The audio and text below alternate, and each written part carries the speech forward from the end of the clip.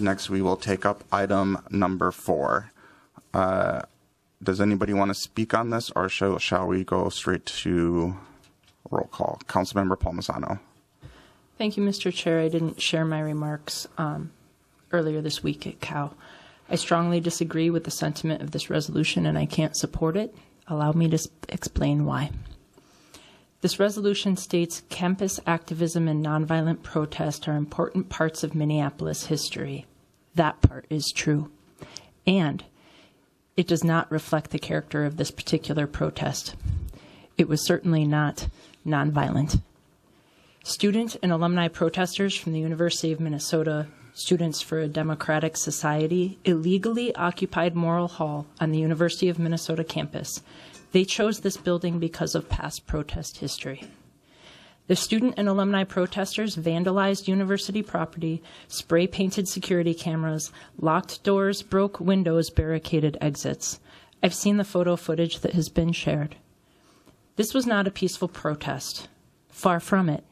It was terrifying, and I do not use that word lightly. It was chaos. Those present have clearly stated they were not given the opportunity to leave, although this resolution and some media reports falsely state that they were. Some were. They were held hostage for hours. I don't say that word lightly. They were held hostage for hours. This is from firsthand accounts from employees and residents of our city, and we need to believe those that were present and brave enough to share those stories. We all received a message this week from the university sharing the perspective of 2 employees who were impacted, and I've spoken with other employees, including an email early this week from a student who witnessed the incident, and I would like to quote, "It was not peaceful at all, and a lot of folks, myself included, felt extremely scared and unsafe. To protect our learning environment, there must be consequences for people who broke the law." When innocent people in this building were finally given the opportunity to leave, they were let out one door and right into a throng of a protest outside. They were not safe. They were screamed at, threatened, and intimidated. The building was damaged and university furnishings were destroyed. This protest was not civil disobedience. It was illegal and violent.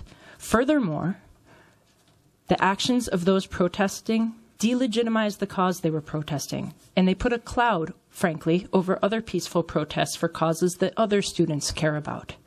For me, this has nothing to do about the topic of the protest, and it shouldn't. It is about the behavior of those protesting. I support civil disobedience as foundational to our democracy, but this protest and this occupation was not civil, and it certainly was not legal. Thank you, Mr. Chair. Councilmember Wonsley. Thank you, President Payne. I was really hoping that I didn't have to share comments today, but I do think it's important to level set in this conversation. And as I mentioned on Tuesday, we've seen a heightened repression amongst the university in response to students protesting for the liberation of Palestine and for the end of the genocide happening in Gaza as of now. And that repression has happened with students protesting by sitting on the grass where they were also arrested, or even protesting through their participation in the Morrill Hall takeover, similar to the actions that Black students participated in back in the 1970s. I think it's also important to level set that I've heard a lot of rhetoric around, these actions being anti-Semitic, and I need to name that the critique of Zionism is not the same thing of being anti-Semitic. Those are not the same thing at all. And boycott and divestments actually are part of nonviolent strategies.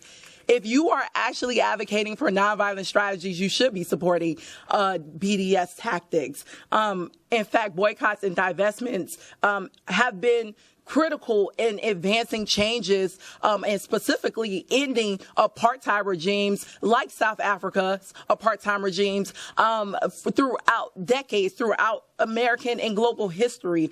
And that led to many anti-war struggles that students have participated in historically, just like the ones that we're seeing today. And it's incredibly troubling that we're seeing student students being faced and met with similar criminalization that students back then were also met with. And I've said this time and time again, I don't believe city council should be in the business of criminalizing protests, and that is why I brought this resolution forward, and I've been consistent in that position, both while being on this body and even prior to joining this council. I said that back in 2016 as a Black Lives Matter organizer when we were advocating and protesting for police reform and racial justice, and there were attempts to criminalize protests then at the local level and state level. I also stood against those measures when even last year we had indigenous residents advocating for the East Phillips indoor farm, and their efforts were also met with criminalization efforts by city leaders here. And I have been consistent that we should not be repressing protests. We should not be criminalizing that. And this is not a complicated issue. And it's also unfortunate. I already know Mayor Fry has already chosen to veto this resolution that upholds a commitment to free speech and protecting nonviolent protests. But what I will say is if you also stand against the criminalization of protests, especially as we're entering into a Trump era, well, I hope you also vote in support of this resolution today.